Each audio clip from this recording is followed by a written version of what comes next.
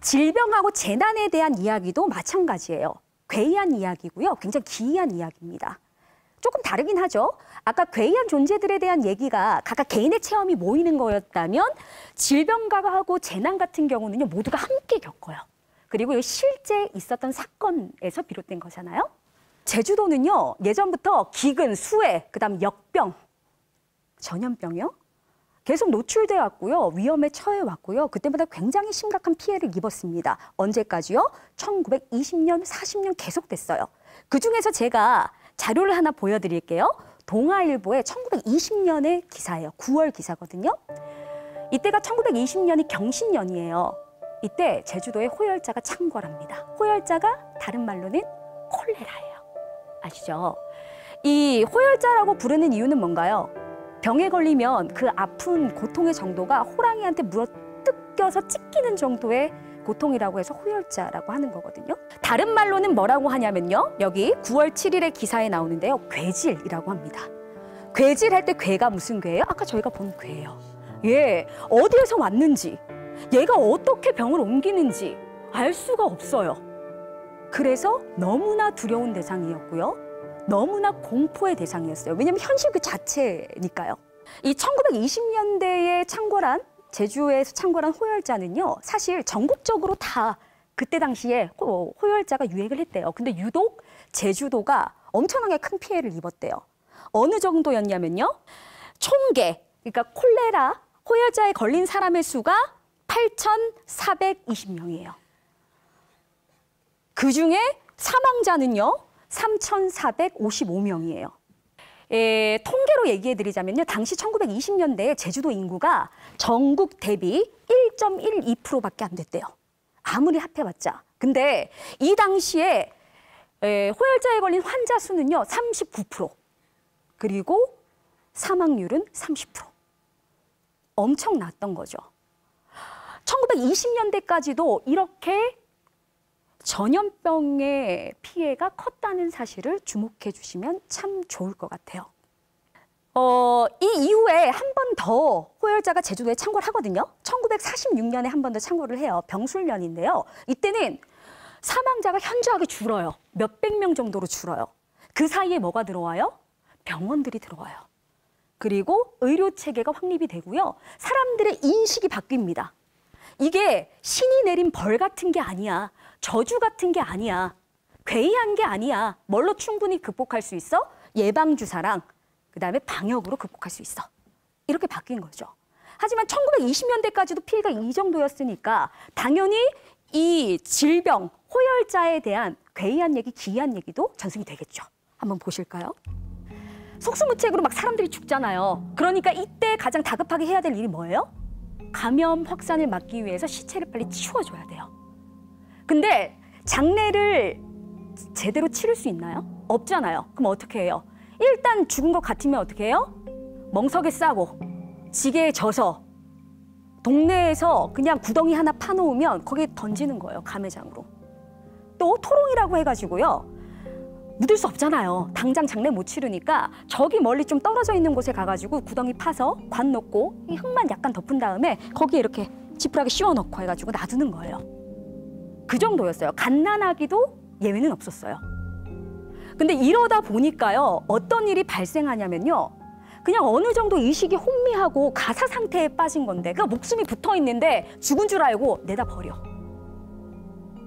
장례 이 관에 묻거나 수의 입히고. 그래서 어떤 얘기들이 전해지냐면요. 괴담으로. 가보니까 관에서 시체가 돌아누웠더라. 네? 그리고 구덩이를 판 데에서 자꾸 이상한 소리가 들린다. 울음소리가 들리고 뭐 소리가 들리고. 게다가 자, 한 어머니의 꿈에는요. 호열자에서 죽은 딸을 묻고 온 3일째 되는 날에 딸이 나타났대요. 울면서. 왜요? 저승에 오니까 나 지금 올 때 아니라고 했는데 나 너무 억울하게 죽었어. 그러면서 통곡을 하더라는 거예요. 죽지 않아야 될 딸이 죽은 거죠. 근데 또 신기하게 어떤 얘기도 전해지냐면요. 한 할머니가 분명히 호열자로 죽었는데 3일째 됐는데 다시 어떻게 해요? 살아났대요. 그런 얘기도 전합니다. 아까 괴이한 존재들에 대한 이야기랑 완전 다르죠. 괴이한 존재들에 대한 이야기는 점차 엄청나게 퍼지면서 결국에 뭐까지 내나요? 해결책을 내나요. 그렇잖아요. 우리가 이 이야기만 알고 있으면 그런 존재를 만났을 때 두려움, 불안 극복할 수 있어. 예, 위협에서 벗어날 수 있어. 근데 요거는 아예 해결되지 않은 채 끝나요. 그러잖아요. 그러니까 미봉의 상태인 거죠. 그러니까 당시에 그 급박한 아비규환의 상황에 대한 기억, 감정, 상흔 같은 것들은 그대로 남아있고 해소되지 않은 거예요. 게다가 현실 자체가 삶하고 죽음이 엉켜 있잖아요. 엉망진창이잖아요. 그러니까 당연히 살아야 될 사람은 죽고 죽어야 될 사람은 사는 이런 얘기가 나타나게 되는 거죠. 그리고 아까 이야기에서는요.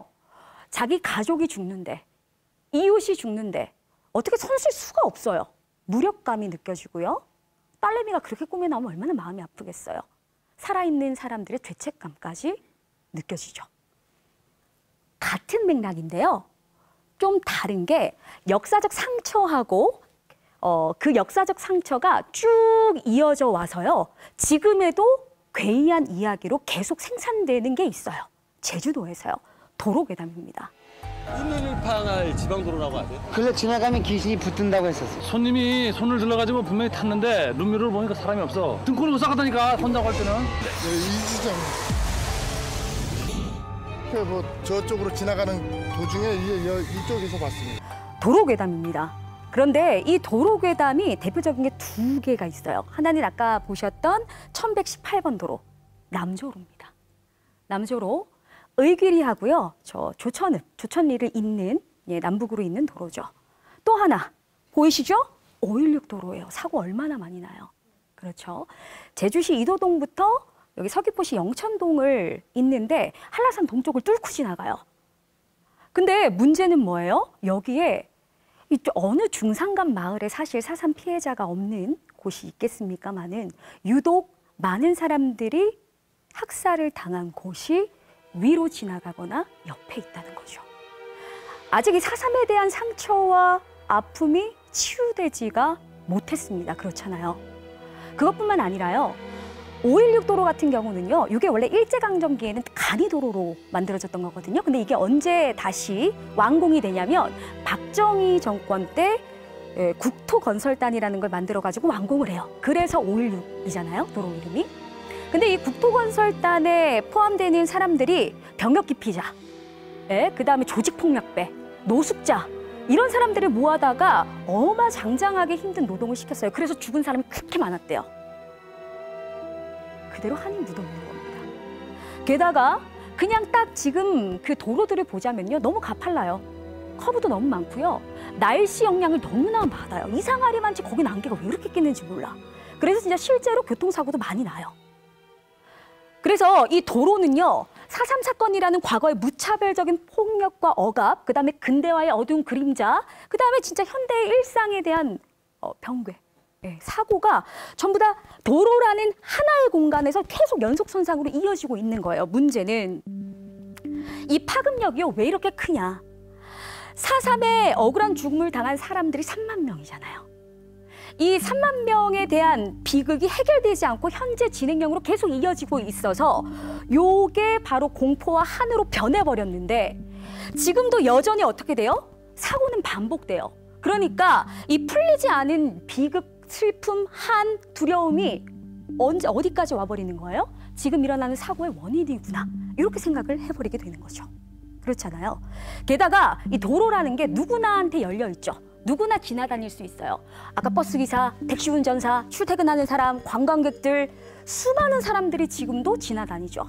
그러니까 많은 사람들이 계속 반복적으로 그곳을 체험할 수밖에 없으니까 이게 파급력을 가질 수밖에 없는 거죠, 지금도. 근데요, 다시 생각해 보실래요? 아까 호열자에 관한 기이한 얘기들 있잖아요. 어떤 역할을 했나요? 그래도 우리가 나름대로 그런 슬픔과 아픔이 있었다는 걸 이야기 자체에 간직해서 들려주잖아요. 귀신이 등장하고 저승에 갔다 살아와도 그래요. 이 도로괴담은요. 특히 4.3 사건과 연결된 이 도로괴담은요. 끊임없이 4.3에 대한 기억을 이야기해주는 장치예요. 사실 우리가 언제부터 4.3에 대한 이야기를 이렇게 자유롭게 했습니까? 옛 어른들 입 밖으로 꺼내지도 못했어요. 잡혀간다고.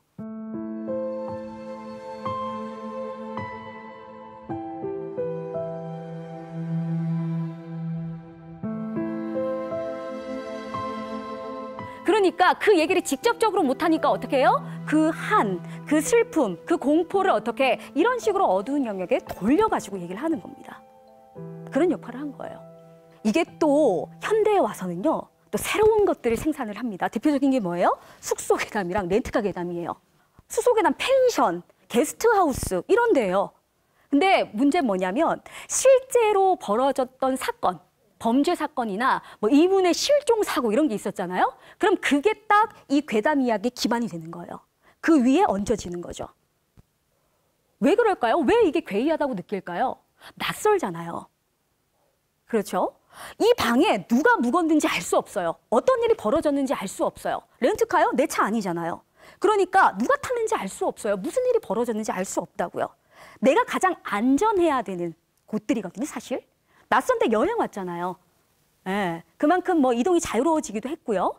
그런데 여기에 대한 두려움, 불안, 경계심이 계속 작용을 한다는 거죠.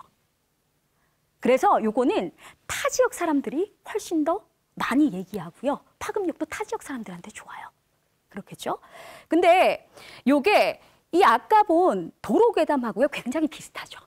그러니까 요 옛날에 두려움, 불안, 공포, 한 이런 얘기를 했던 방식을 그대로 지금도 우리는 어떻게 하고 있어요? 쓰고 있는 거예요. 그걸 극복하려는 수단으로 혹은 경계해야 된다는 수단으로. 실제로 낯선 곳 가면 그렇잖아요. 무슨 일이 어떻게 있을지 어떻게 알아요? 이런 얘기가 있으면 어떻게 돼요? 조심하게 되고 경계하게 되는 게 사람이죠.